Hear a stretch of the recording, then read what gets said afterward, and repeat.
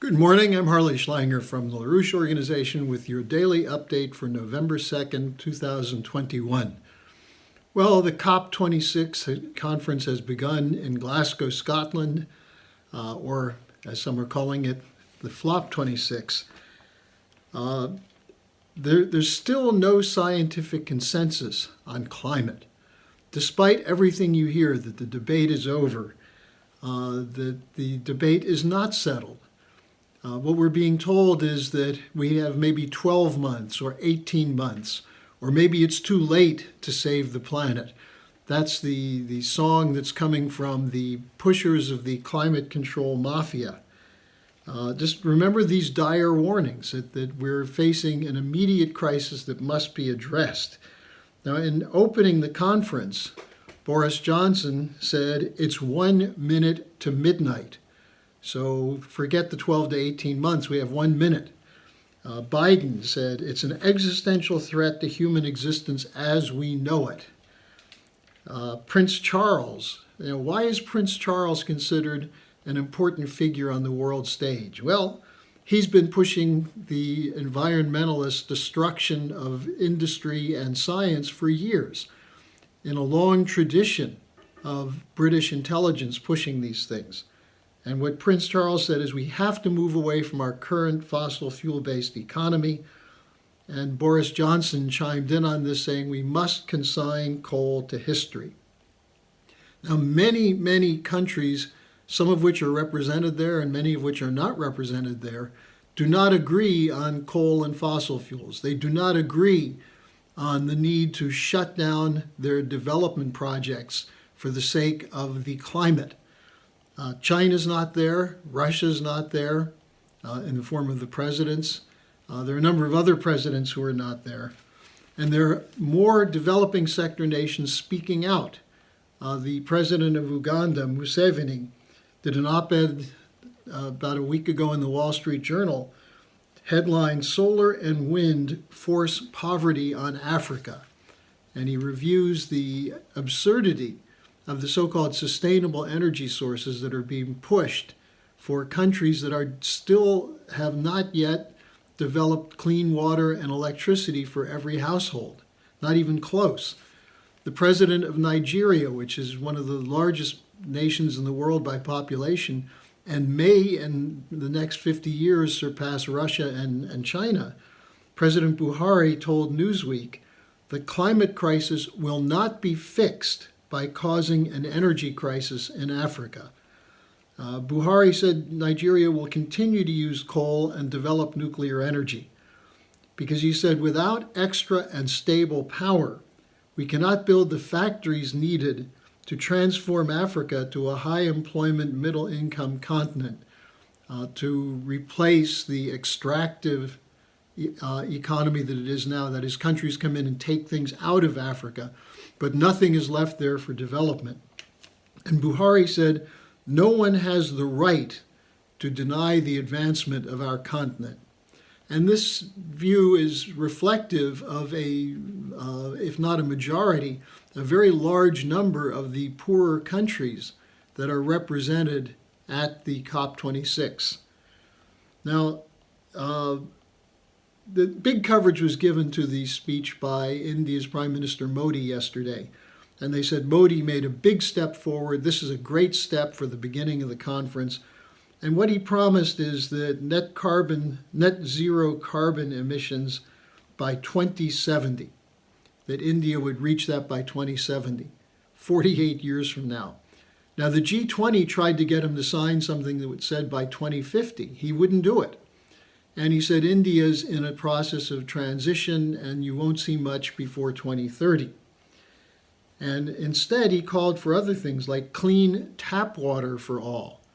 For a number of these countries, Modi is speaking for them when he says, we want clean water now. We can't wait for that. There are things that are necessary. Now, here's the proposal that I would make. If the leaders at the G20 and the COP26 are so worried about protecting life in the future, as they claim to be, why are they taking no action to save lives today that are threatened by the sanctions that are being imposed by the US and the NATO alliance on countries all over the world that are killing people today. There's no debate about that. People are dying in countries like Yemen, like Syria, like Afghanistan, because of the sanctions imposed on them. Let's just look at this. Afghanistan has funds that are needed, more than $9 billion of funds that are in U.S. keeping, either Treasury or Federal Reserve or U.S. banks and Swiss banks, that are frozen because they don't want to release it to the Taliban. Well, the other thing freezing are the children of Afghanistan. There's no electricity in many parts of the country, no fuel to produce electricity or heat. There's, according to the World Food Organization's David Beasley, that there are millions of children, as many as 4 million, who face starvation this winter for lack of funds due to the funds being cut off and the sanctions. The idea that we're not going to give money to the Taliban because that would be recognizing them. Well, how about recognizing the human lives that are going to be snuffed out if these policies stay in place? They're also saying no development aid. Here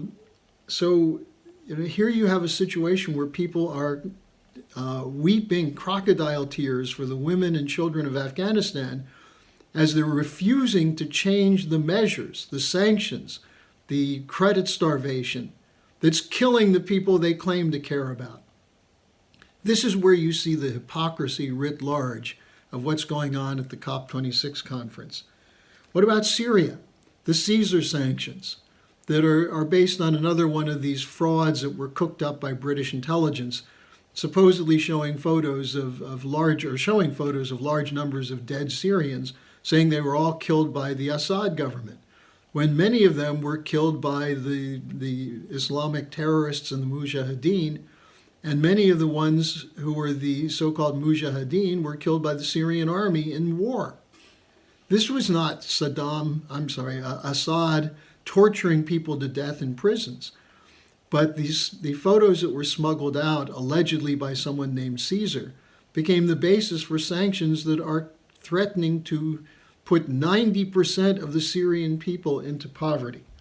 You have sanctions in Yemen that are starving children, in Zimbabwe, and countries all over the world. These are sanctions killing people every day. Remember, 500,000 children, more than 500,000 children in Iraq, died as a result of the sanctions imposed by the Clinton administration after the first Gulf War. And when challenged on this, didn't she have any regrets about this? The Secretary of State at the time, Madeleine Albright, said, no, it was worth it to put the pressure on Saddam. It was worth killing 500,000 children by denying them food, medical care, fuel for their families and their homes. That was worth it. Now take note, the person who was the spokesman for Madeleine Albright during that period, Nicholas Burns, is today the U.S. ambassador to China. So what should we expect from people meeting at the G20 and the climate conference who won't even address these questions? Why did the G20 not have a question come up about, is there a plan for stabilizing the Afghan economy? Or is the intent of these policies to force the Taliban to clear the way for drug production from Afghanistan to flood Western Europe, Russia, and China with heroin, and the United States? Is that the intent? So the Schiller Institute is doing an upgraded report on Dope Incorporated, who benefits from the starvation of the nation of Afghanistan. It's the drug mafia, not even the poppy farmers. It's the mafia that sells and moves the heroin internationally. So we're dealing with a system that has broken down, and I don't have time for the full quotes from López Obrador, the president of Mexico, but he said that the problems faced by Mexico and developing sector countries stem from the neoliberal policies of organizations like the International Monetary Fund. Does Prince Charles care about that? No, he's for it. Boris Johnson is for it. Joe Biden, as far as we can tell, because it's hard to know what he really thinks, is a supporter of these policies that are killing people today, while he claims that we have to deal with the existential threat of so-called climate change in the future. So enough of this hypocrisy. It has to be called out. Go to our website and download our special wake-up call on the difference between the mentality of those who are arguing for action against climate change, who are prepared to kill billions of people, versus those such as ourselves, and I'm sure all of you, who believe that the solution to the crises we face depend on the development of healthy, educated children. So no more hypocrisy. Join our fight to put an end to this. Thanks for joining me, and I'll be back again tomorrow.